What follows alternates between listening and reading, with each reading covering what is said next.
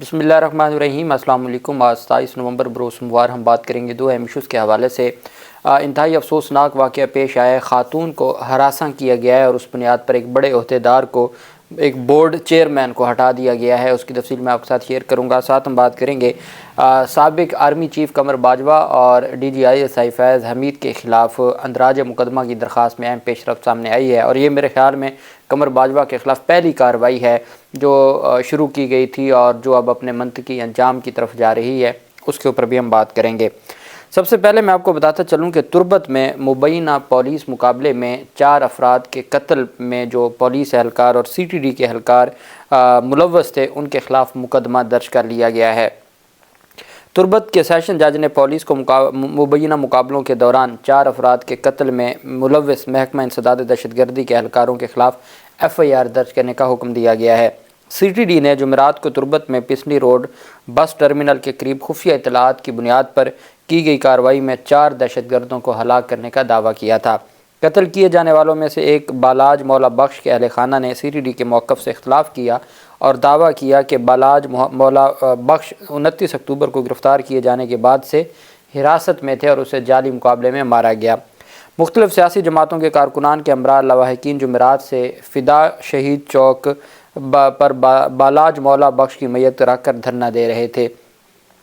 اتنے میں عدالت میں درخواست دائر کی گئی۔ تربت میں مکمل شٹر ڈاؤن ہڑتال کی گئی، دکانیں، کاروباری مراکز بند کیے گئے، اور جب یہ معاملہ عدالت میں گیا تو عدالت کی جانب سے مقدمہ درج کرنے کا حکم دے دیا گیا CTD کے اہلکاروں کے حوالے سے، اور جو مبینہ پولیس مقابلوں کی جوڈیشل انکوائری کا بھی مطالبہ کیا گیا ہے، اور حکام کو خبردار کیا گیا ہے کہ CTD اہلکاروں کی گرفتاری تک جو بالاج مولا بخش کی لاش کے ساتھ دھرنا جاری رہے گا۔ تربت کے ڈپٹی کمشنر حسن بلوچ نے مظاہرین سے مذاکرات کیے، تاہم انہوں نے دھرنا ختم کرنے سے انکار کر دیا۔ عدالت نے حکم جاری کر دیا گرفتاری کا۔ اب عدالتی حکم کے بعد جو ان کے خلاف مقدمہ درج ہونا ہے اور گرفتاری ہونی ہے، چونکہ ہمیشہ ہمارے جو پولیس ہے وہ اپنے پیٹی بھائیوں کو بچاتی ہے، اور اسی طریقے سے جو جعلی مقابلے ہیں، یہ ایسی ایک داستانیں ہیں جو ہمیشہ سے ہم سنتے آئے ہیں، اور کوئی تو وجہ تھی، کوئی تو ایسی ریزن تھی، کوئی تو ایسی گراؤنڈ تھی۔ بطور پاکستانی شہری ہمارا فرض ہے کہ ہم عدالتوں کے فیصلوں پر اعتماد کریں۔ جب عدالت نے اندراج مقدمہ کا کہہ دیا ہے تو اس کا مطلب ہے کہ ویلڈ ریزن موجود تھی عدالت کے پاس۔ جو پولیس کا موقف ہے وہ درست نہیں ہے، عدالت کا جو فیصلہ ہے وہ درست ہے، اور اس بنیاد پہ نہ صرف مقدمہ درج ہونا چاہیے بلکہ گرفتاری بھی ہونی چاہیے۔ دوسری جانب جو اہم پیش رفت سامنے آئی ہے وہ افغان ٹرانزٹ ٹریڈ جو ٹیکس لگانے کے حوالے سے حکومت پاکستان نے ٹیکس لگانے کا اعلان کیا تھا۔ حکومت نے افغان ٹرانزٹ ٹریڈ کے تحت درآمد کے لیے عائد کردہ ڈیوٹی کے برابر بینک گارنٹی کی نئی شرط سے چھوٹ دینے کا فیصلہ کیا ہے۔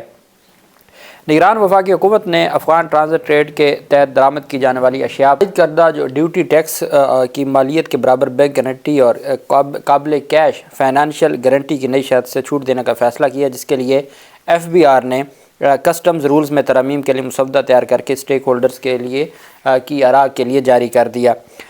دستیاب کسٹم رولز میں تجویز کردہ ترمیم کے مسودے کے مطابق 7 اکتوبر 2023 کو جاری کردہ SRO کے ذریعے کسٹم رولز میں کی جانے والی ترمیم کو 3 اکتوبر 2023 سے 16 نومبر 2023 تک پاکستانی بندرگاہوں پر آنے والے افغان ٹرانزٹ ٹریڈ کے کنٹینرز پر لاگو نہ کرنے کا فیصلہ کیا گیا ہے، اور اسٹیک ہولڈرز سے کہا گیا ہے کہ کسٹمز رولز میں مجوزہ ترمیم کے بارے میں 2 دن کے اندر اندر اپنی آراء تجاویز پیش کی جا سکتی ہیں، ورنہ جو گزٹ نوٹیفیکیشن کے ذریعے ان ترمیمی رولز کا اطلاع کر دیا جائے گا۔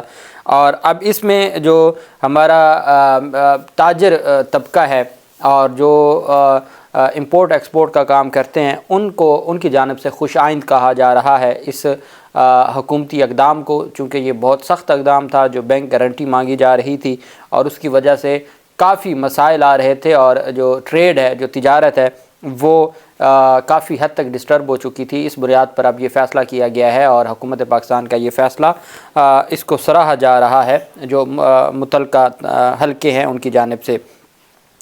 دوسری جانب ہم آ جاتے ہیں، ایک افسوسناک واقعہ خاتون کو ہراساں کرنے کا تھا۔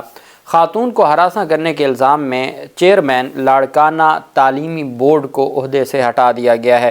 آپ جانتے ہیں کہ جو بورڈ کا سربراہ ہوتا ہے۔ بورڈ ایک ڈویژن کا تعلیمی ہب ہوتا ہے، اور پورے ڈویژن میں جتنے بھی اسکول ہیں یا کالجز ہیں وہ سارے کے سارے اس بورڈ کے انڈر ہوتے ہیں، اور وہی بورڈ ان کے امتحانات بھی، ان کے نتائج بھی، ان کی تعلیمی اسناد بھی۔ تو یہ بہت بڑا عہدہ ہے، اور بدقسمتی یہ کہ یہ اس لاڑکانہ بورڈ کے چیئرمین ہیں جو بھٹو کا لاڑکانہ ہے، اور جس کے نام پر آج تک پاکستان پیپلز پارٹی ووٹ بھی لیتی آئی ہے اور عوام کا خون بھی چوستی آئی ہے۔ صوبائی محتسب نے، اور آپ اندازہ لگائیں کہ صوبائی محتسب کا اتنا تگڑا فیصلہ یہ واقعی قابل تحسین ہے۔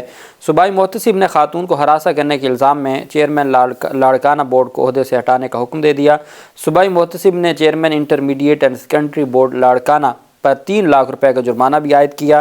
چیئرمین لاڑکانہ بورڈ پر بطور principal public school Hyderabad lady teacher کو ہراساں کرنے کا الزام تھا۔ الزامات ثابت ہوئے، اس بنیاد پر جو وفاقی محتسب ہے اس نے صوبائی محتسب نہ صرف ان کو عہدے سے ہٹانے کا حکم دیا بلکہ 3 لاکھ روپے جرمانہ بھی عائد کیا گیا ہے۔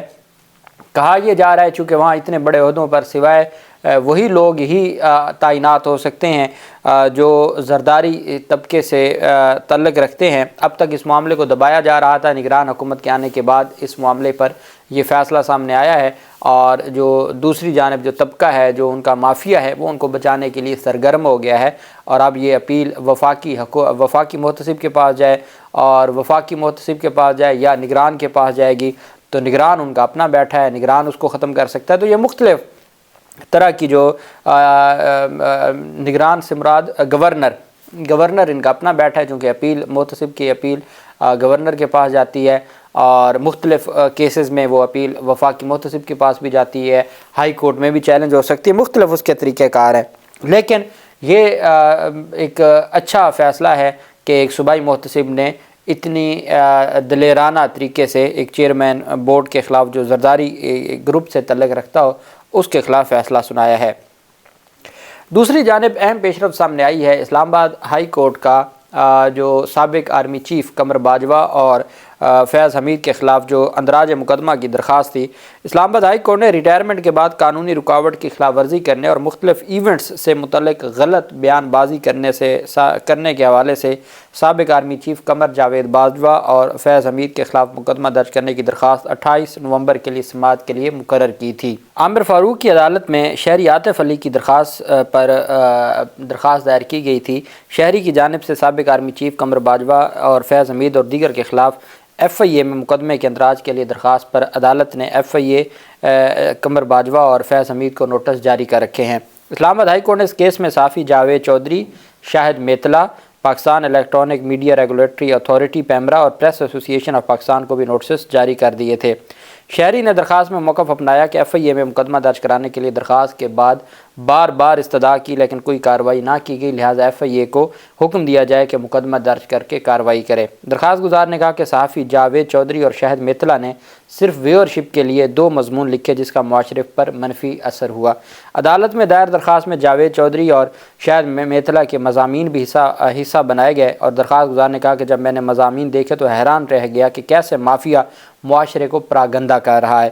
انہوں نے کہا کہ آزادی اظہار رائے کی آڑ میں کرمنل رویہ سامنے آیا ہے، اس لیے مقدمہ درج کرنے کی درخواست ہے۔ درخواست گزار نے کہا کہ کرمنل ایکٹ باجوہ اور فیض حمید کی ملی بھگت سے ہوا ایف آئی اے سخت کارروائی کرے، دونوں قانونی رکاوٹ عبور کر کے سنگین جرم کے مرتکب ٹھہرے ہیں۔ موقف اپنایا کہ غلط اور من گھڑت طریقے سے مختلف واقعات پیش کر کے معاملات داغدار کر دیے گئے اور توجہ حاصل کرنے کے لیے صحافت کی آڑ میں آرٹیکل سے ریاستی ادارے کی منفی تصویر پیش کی گئی۔ درخواست میں کہا گیا کہ مذکورہ واقعات کی روشنی میں جاری مہم عوام اور ریاستی اداروں کے درمیان عدم اعتماد پیدا کرنے کی کوشش ہے۔ یہ جو درخواست تھی اس میں عمران خان کے حوالے سے صحافیوں کو مختلف انٹرویوز دیے گئے تھے قمر باجوہ کی جانب سے مبینہ طور پر، اور کبھی جاوید چودھری یہ کالم لکھتا تھا کہ میری قمر باجوہ سے ملاقات ہوئی اور انہوں نے یہ باتیں بتائی ہیں، کبھی شاہد میتلا نے اس کے اوپر آرٹیکل لکھے، اور اس میں عمران خان کے خلاف تحریک عدم اعتماد، سول ملٹری تعلقات اور دیگر امور پر تبادلہ خیال کیا گیا تھا۔ درخواست گزار نے اپنی درخواست میں ان آرٹیکلز کو بھی ساتھ منسلک کیا تھا، اور ان کا یہ کہنا تھا کہ یہ آرٹیکلز جو لکھے گئے یہ ریاست کو اور عوام کو ایک دوسرے سے دور کرنے کے لیے تھے۔ مختلف ایونٹس تھے، ان مختلف ایونٹس کو جو کہ بڑے عہدیدار جب ریٹائرڈ ہوتے ہیں تو ان کی ذمہ داری بنتی ہے کہ وہ کسی بھی صورت ایسے معاملات کے اوپر بات نہ کریں، یا ان کے پاس کوئی انفارمیشن ہے تو اس انفارمیشن کو پبلک نہ کریں، لیکن یہاں پبلک کی گئی اور یہاں صحافیوں کے ذریعے آرٹیکلز لکھوائے گئے، اور یہ ریاست پاکستان کے ساتھ اچھا رویہ نہیں ہے، اور یہ ایک مجرمانہ غفلت اس کو کہہ سکتے ہیں یا مجرمانہ عمل کہہ سکتے ہیں، اس وجہ سے کارروائی کی جائے۔ اس میں جو جاوید چودھری وغیرہ تھے ان کے خلاف بھی اندراج مقدمہ کے درخواست میں نام لکھا گیا تھا۔ ایف آئی آر درج نہ کی، انہوں نے اسلام آباد ہائی کورٹ میں درخواست دائر کی، اندراج مقدمہ کی، عامر فاروق نے اس کے اوپر نوٹس جاری کیا۔ اب اس پر پہلی سماعت 28 نومبر کو ہونی تھی، اور 28 نومبر کو 4 اکتوبر کو اس میں نوٹسز جاری ہوئے تھے جو 6 اکتوبر کو متعلقہ ایڈریسز پر ارسال ہوئے تھے، اور 28 نومبر کی سماعت کے لیے مقرر کیا، لیکن سماعت سے کچھ لمحات پہلے، کچھ دن پہلے آپ کہہ سکتے ہیں یا کچھ گھنٹے پہلے، کل اتوار کے دن اس کو منسوخ کر دیا گیا کاز لسٹ کو۔